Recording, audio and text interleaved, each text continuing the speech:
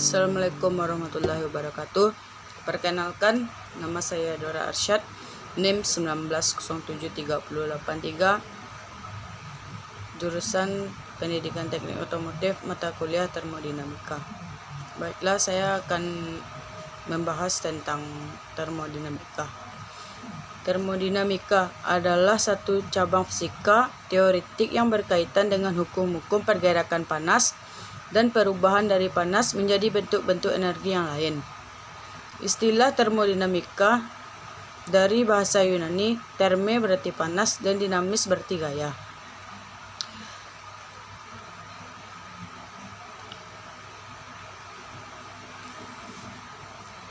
Selain energi panas dan kerja, yaitu energi kimia, energi listrik, energi nuklir, energi gelombang elektromagnetik, energi akibat gaya magnetik, dan lain-lain. Energi dapat berubah dari suatu bentuk ke bentuk lain, baik secara alami maupun hasil rekayasa energi.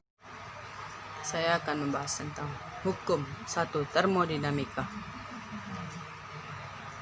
Delta U sama dengan Q dikurang W, di mana delta U merupakan perubahan energi dalam, Q sama dengan kalor.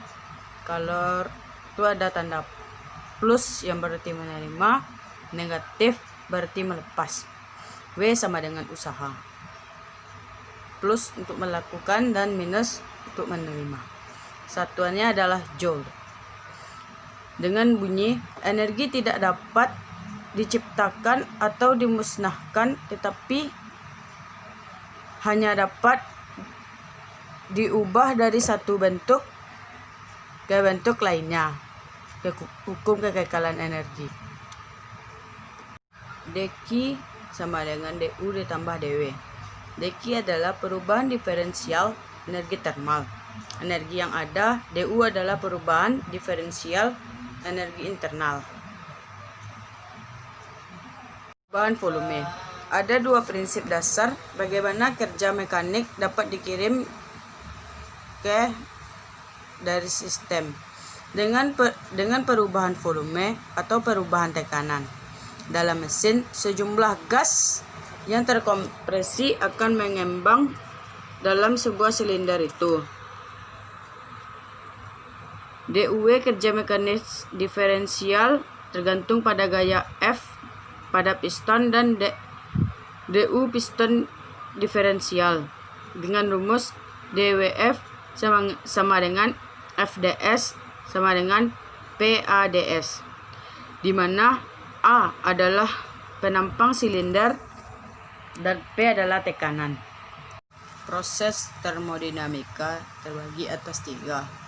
Yang pertama, proses isotermik. Proses isotermik, suatu sistem dapat mengalami proses termodinamika di mana terjadi perubahan-perubahan di dalam sistem tersebut.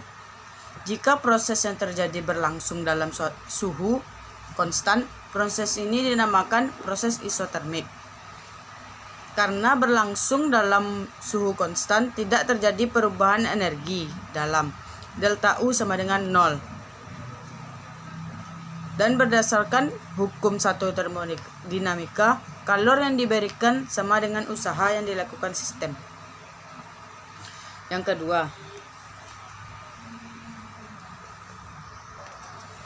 kedua, proses isokorik. Jika gas melakukan proses termodinamika dalam volume yang konstan, gas dikatakan melakukan proses isokorik. Karena gas berada dalam volume konstan, delta V sama dengan 0. Gas tidak melakukan usaha atau W sama dengan 0. Dan kalor yang diberikan sama dengan perubahan energi dalam kalor di sini. Dinyatakan sebagai kalor pada volume konstan QR. Yang ketiga, proses isobarik. Jika gas melakukan proses termodinamika dengan menjaga tekanan tetap konstan, gas dikatakan melakukan proses isobarik. Karena gas berada dalam tekanan konstan, gas melakukan usaha W sama dengan P delta VF.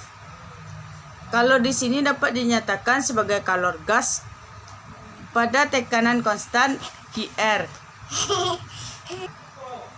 Proses adiabatik.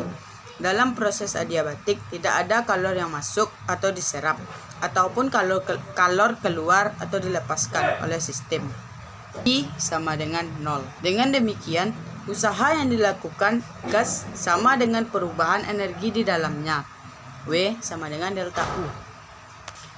Jika suatu sistem berisi gas yang mula-mula mempunyai tekanan dan volume masing-masing P1 dan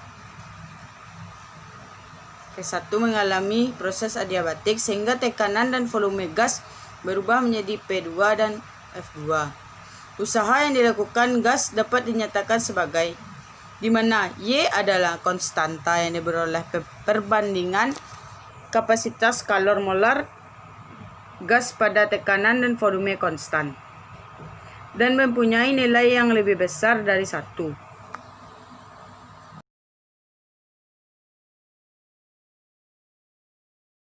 Baiklah, selanjutnya siklus Carnot. Siklus Carnot merupakan suatu siklus termodinamika yang melibatkan proses isotermal, isobarik, dan isokorik. Siklus adalah suatu rangkaian sedemikian rupa sehingga akhirnya kembali kepada keadaan semula. Misalnya, terdapat suatu siklus termodinamika yang melibatkan proses isotermal, isobarik, dan isokorik. Sistem menjalani proses isotermal dari keadaan A sampai B, kemudian menjalani proses isobarik untuk mengubah sistem ke keadaan B dan ke keadaan C. Akhirnya proses isobarik membuat sistem kembali ke dalam keadaan awal atau A. Proses dari A ke keadaan B, kemudian ke keadaan C, dan akhirnya kembali ke keadaan A menyatakan suatu siklus. Apabila siklus tersebut berlangsung terus-menerus, kalor yang diberikan dapat diubah menjadi usaha mekanik. Selanjutnya ada entropi. Dua jenis perubahan kondisi harus dibedakan, perubahan kondisi reversibel dan tidak dapat dibalik. Mereka dapat dijelaskan oleh karakteristik berikut ini. Perubahan keadaan yang dapat berubah memungkinkan sistem untuk kembali ke kondisi awal, tidak memerlukan energi dari luar ketika dikembalikan ke posisi awal mereka.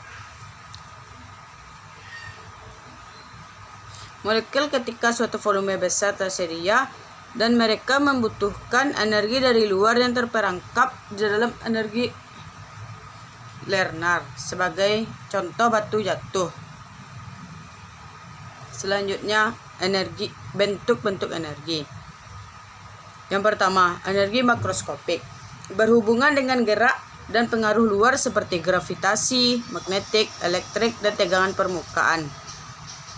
Energi makroskopik terdiri dari energi kinetik atau KE, energi yang disebabkan oleh gerakan relatif terhadap suatu referensi.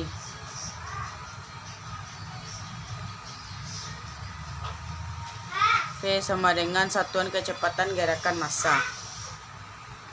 2. Energi mikroskopik berhubungan dengan struktur molekul dan derajat aktivitas molekul. Jumlah total energi mikroskopik disebut dengan energi dalam atau internal energi.